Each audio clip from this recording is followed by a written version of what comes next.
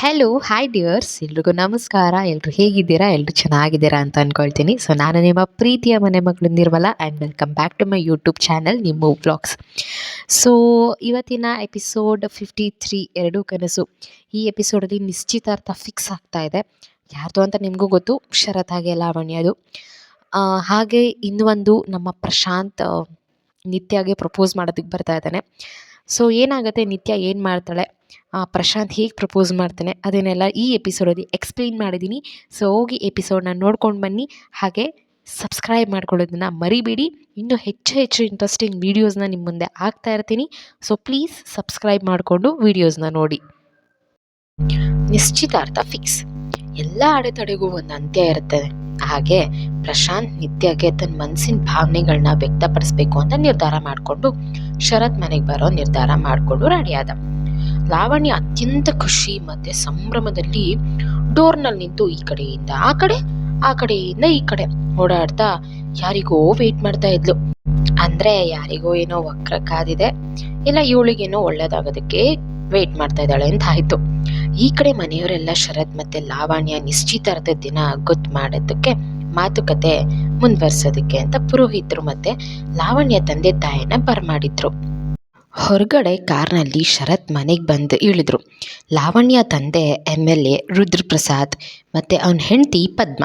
ಅವ್ರನ್ನ ನೋಡಿದ ಖುಷಿಯಲ್ಲಿ ಲಾವಣ್ಯ ಓಡ್ ಹೋಗಿ ಹಗ್ ಮಾಡಿದ್ಲು. ಮನೆಯವರೆಲ್ಲ ಅವ್ರನ್ನ ಮನೆ ಒಳಗಡೆ ವೆಲ್ಕಮ್ ಮಾಡಿದ್ರು. ಲಾವಣ್ಯ ಇವರಿಗೋಸ್ಕರನೇ ವೆಯ್ಟ್ ಮಾಡ್ತಿದ್ದಿದ್ದು. ನಿತ್ಯ ಬಂದವ್ರಿಗೆ ಜ್ಯೂಸ್ ತೊಗೊಂಡು ಬಂದ್ಲು. ಎಲ್ರಿಗೂ ಸರ್ವ್ ಮಾಡ್ತಾ ಇದ್ಲು. ರುದ್ರಪ್ರಸಾದ್ ಹೊರಗಡೆ ಕಾಲ್ ಬಂತು ಅಂತ ಮಾತಾಡ್ತಾ ನಿಂತಿದ್ರು. ಅವಳು ಒಳಗಡೆ ಬಾರದೇ ಇದ್ದದ್ದು ನೋಡಿ ನಿತ್ಯ ಅವ್ರಿರೋ ಅಲ್ಗೇನೆ ಜ್ಯೂಸ್ ತೊಗೊಂಡು ಹೋದ್ಲು. ಅವ್ರ ಹಿಂದೆ ಲಾವಣ್ಯನೂ ಹೋದ್ಲು. ರುದ್ರಪ್ರಸಾದ್ ಕಾಲ್ ಕಟ್ ಮಾಡಿ ಹಿಂದೆ ನೋಡ್ದ. ಅದು ನಿತ್ಯ. ರುದ್ರಪ್ರಸಾದ್ ನಿತ್ಯನ ಎಲ್ಲೋ ನೋಡ್ದ ಹಾಗೆ ಆಶ್ಚರ್ಯದಲ್ಲಿ, ನೀನು ಇಲ್ಲಿಗೆ ಹೇಗೆ ಬಂದೆ ಅಂದ. ಅದನ್ನು ಕೇಳಿ ಲಾವಣ್ಯ, ಡ್ಯಾಡಿ ನಿಮಗೆ ನಿತ್ಯ ಗೊತ್ತಾ ಅಂದ್ಲು. ರುದ್ರಪ್ರಸಾದ್ ನಿತ್ಯನ ಅಂತ ಅವಳನ್ನೇ ನೋಡ್ದ.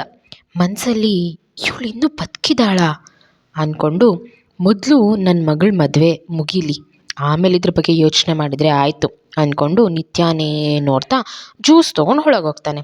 ನಿತ್ಯ ಅವ್ರನ್ನೇ ನೋಡ್ತಾ, ಇವ್ರು ಯಾರು, ನನಗೆ ಎಲ್ಲೂ ನೋಡ್ದ ಹಾಗೆ ಮಾತಾಡ್ತಾ ಇದ್ದಾರಲ್ಲ, ನಾನಂತೂ ಇವ್ರನ್ನ ಎಲ್ಲೂ ನೋಡಿಲ್ಲ, ಏನಾದರೂ ಆಗಿರಲಿ ನನಗೇನು ಅಂದ್ಕೊಂಡು ಮನೆ ಒಳಗಡೆ ಹೋದ್ಲು ನಿತ್ಯ.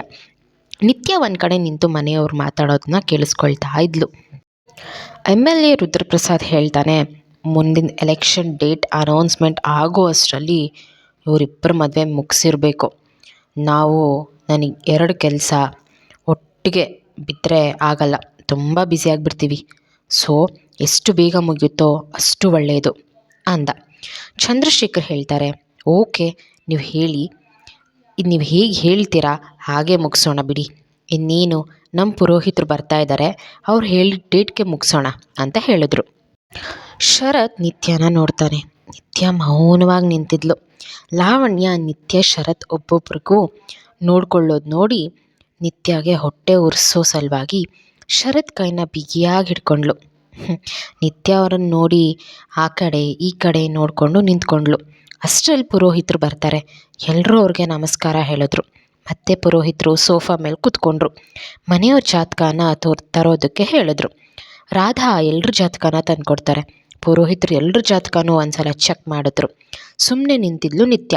ಅದನ್ನು ನೋಡಿ ರಾಧಾ, ನಿತ್ಯ ಯಾಕೆ ಅಲ್ಲಿ ನಿಂತಿದ್ಯಾ, ಇಲ್ಲಿ ಬಾ, ಹೋಗಿ ನೀನು ಜಾತಕ ತೊಗೊಂಡು ಬಾ. ನಿತ್ಯ ಸೈಲೆಂಟಾಗಿ, ನನ್ನ ಹತ್ರ ಅದೆಲ್ಲ ಯಾವುದೂ ಇಲ್ಲ ರಾಧಕ್ಕ ಅಂತ ಹೇಳಿದ್ಲು. ಶರತ್ ಅವಳನ್ನೇ ನೋಡ್ತಾನೆ. ಪುರೋಹಿತರು ಅದರ ಅವಶ್ಯಕತೆ ಇಲ್ಲ ತಾಯಿ, ನಿಮ್ಮ ಹೆಸರು ಹೇಳಿ ನಾನು ಬರೆದು ಕೊಡ್ತೀನಿ ಅಂತ ಹೇಳಿದ್ರು. ರಾಧಾ, ಅವಳ ಹೆಸರು ನಿತ್ಯ. ಪುರೋಹಿತರು ನಿತ್ಯ ಹೆಸರಿನ ಜಾತಕ ಕುಂಡ್ಲಿ ಬರೆದು ತಾಳೆ ಹಾಕಿ ನೋಡಿದ್ರು. ಮತ್ತೆ ಅದ್ಭುತವಾದ ಜಾತಕ, ಈ ಜಾತಕ 2 ಹೆಸರಿನ ಒಂದೇ ಜಾತಕವಾಗಿದೆ ಅಂತ ಹೇಳಿದ್ರು. ನಿತ್ಯ ಆಶ್ಚರ್ಯದಲ್ಲಿ ಅವ್ರನ್ನೇ ನೋಡ್ತಾ ಇದ್ಲು. ಅರ್ಥ ಆಗಲಿಲ್ಲ ಅವಳಿಗೆ. ರಾಧಾ, 2 ಹೆಸರಾ ನಿತ್ಯ, ನಿನಗೆ ಇನ್ನೊಂದು ಹೆಸರು ಬೇರೆ ಇದೆಯಾ ಅಂತ ಕೇಳಿದ್ರು. ಅದಕ್ಕೆ ನಿತ್ಯ ಇಲ್ಲ ಅಂತ ತಲೆ ಆಡಿಸಿದ್ಲು. ಪುರೋಹಿತರು, ಒಬ್ಬ ವ್ಯಕ್ತಿಯ 2 ಹೆಸರಲ್ಲ ನಾನು ಹೇಳಿದ್ದು, 2 ಹೆಸರಿನ ಒಂದೇ ಜಾತಕ ಆಗಿರಬಹುದು ಅಂತ ಹೇಳಿದ್ದು. ಆಗ ನಿತ್ಯ, ಹೌದು ನನ್ನ ತಂಗಿ ನಾನು ಒಂದೇ ಜಾತಕದಲ್ಲಿ ಹುಟ್ಟಿದ್ದು ಅಂತ ನಮ್ಮ ಅಪ್ಪ ಅಮ್ಮ ಹೇಳ್ತಾ ಇದ್ರು ಅಂದ್ಲು. ಆದರೆ ಈಗ ಅವಳು ಇಲ್ಲ ಅಂತ ಡಲ್ಲಾಗಿ ಹೇಳ್ತಾಳೆ. ಪುರೋಹಿತರು, ಇಲ್ಲ ಅಂದರೆ ಆ ಭಗವಂತನ ಆಟ ತಿಳಿದವರು ಯಾರಿದ್ದಾರೆ? ಏನೇನಾಗಬೇಕು ಅದಾಗ್ತಾ ಇರುತ್ತೆ, ಬಂದು ವಿಚಾರ ನೋಡೋಣ ಅಂತ ಹೇಳಿ ಲಾವಣ್ಯ ಮತ್ತು ಶರತ್ನ ಜಾತಕ ನೋಡ್ತಾ ಇದ್ರು.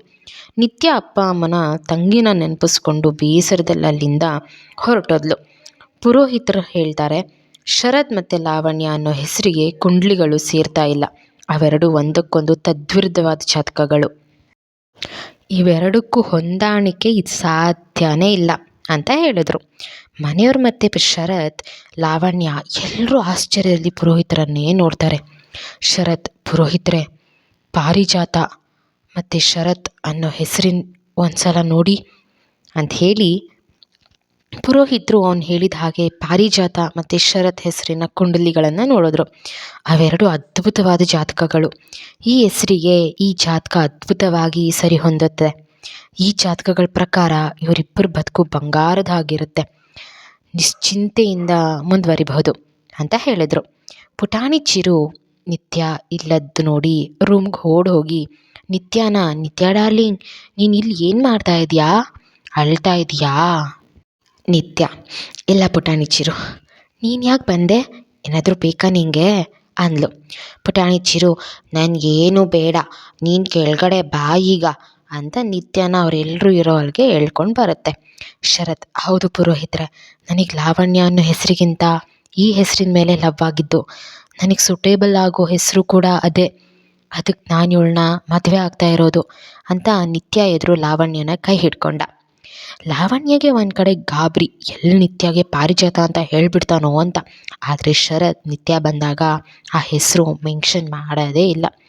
ಶರತ್ ಲಾವಣ್ಯ ಕೈ ಹಿಡ್ಕೊಂಡಿರೋದನ್ನ ನೋಡಿ ನಿತ್ಯ ಕಣ್ಣಲ್ಲಿ ಅವಳಿಗೆ ಅರ್ವೇ ಬರೆದ ಹಾಗೆ ಕಣ್ಣೀರು ಕೆನ್ನೆಗೆ ತಾಗಿತ್ತು.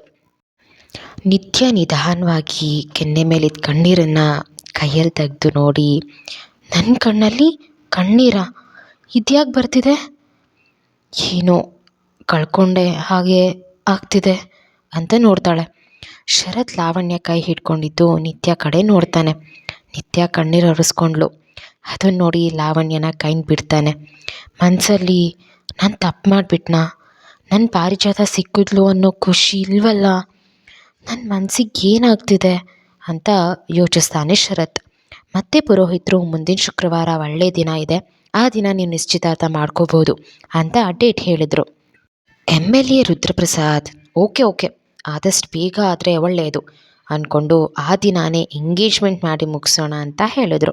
ಪುರೋಹಿತರು, ಸರಿ ಹಾಗಾದರೆ ನಾನಿನ್ನು ಹೋಗಿ ಬರ್ತೇನೆ, ಶುಭ ಮಸ್ತು ಅಂತ ಹೇಳಿ ಅಲ್ಲಿಂದ ಹೊರಟರು. ನಿತ್ಯ ಬೇಸರದಲ್ಲಿ ಗಾರ್ಡನ್ ಕಡೆ ಬಂದಳು. ಅದೇ ಸಮಯಕ್ಕೆ ಪ್ರಶಾಂತ್ ಶರತ್ ಮನೆಗೆ ಬರ್ತಾನೆ. ಮನೆ ತುಂಬ ಜನ ಇರೋದು ನೋಡಿ, ಏನು ಸರ್, ಏನು ಸ್ಪೆಷಲ್ ಅಂತಾನೆ. ಲಾವಣ್ಯ, ಪ್ರಶಾಂತ್, ನನ್ನ ಮತ್ತು ಶರತ್ ಎಂಗೇಜ್ಮೆಂಟ್ ಮುಂದಿನ ಶುಕ್ರವಾರ, ಅದನ್ನು ಗೊತ್ತು ಮಾಡೋದಕ್ಕೆ ಪುರೋಹಿತರು ಬಂದಿದ್ದು ಅಂತ ಹೇಳಿದ್ಲು.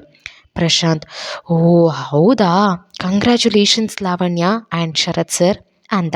ಶರತ್ ಮೌನವಾಗಿ ಥ್ಯಾಂಕ್ ಯು ಅಂದ. ಪ್ರಶಾಂತ್ ಸುತ್ತ ನೋಡ್ತಾನೆ. ಮನೇಲಿ ನಿತ್ಯ ಇಲ್ವಲ್ಲ ಅಂತ ನಿಂತಿದ್ದ. ಶರತ್, ಪ್ರಶಾಂತ್, ನಿತ್ಯ ಗಾರ್ಡನ್ ಕಡೆ ಹೋದ್ಲು ಅಂದ. ಶರತ್ತಿಗೆ ಅರ್ಥ ಆಯಿತು ಪ್ರಶಾಂತ್ ನಿತ್ಯನೇ ಹೊಡ್ಕೊಂಡು ಬಂದಿರೋದು ಅಂತ. ಪ್ರಶಾಂತ್, ಓ ಹೌದಾ, ಥ್ಯಾಂಕ್ ಯು ಸರ್, ನಾನು ಹೋಗಿ ನೋಡ್ತೀನಿ ಅಂತ ಅವಳನ್ನ ನಿತ್ಯ ಇರೋ ಕಡೆ ಹೊರಟ. ಶರತ್ ಮನಸ್ಸಲ್ಲಿ 100 ಪ್ರಶ್ನೆಗಳಿದ್ದಿದ್ದರಿಂದ ಪ್ರಶಾಂತ್ ಹಿಂದೆಯೇ ತಾನು ಹೋಗ್ತಾನೆ.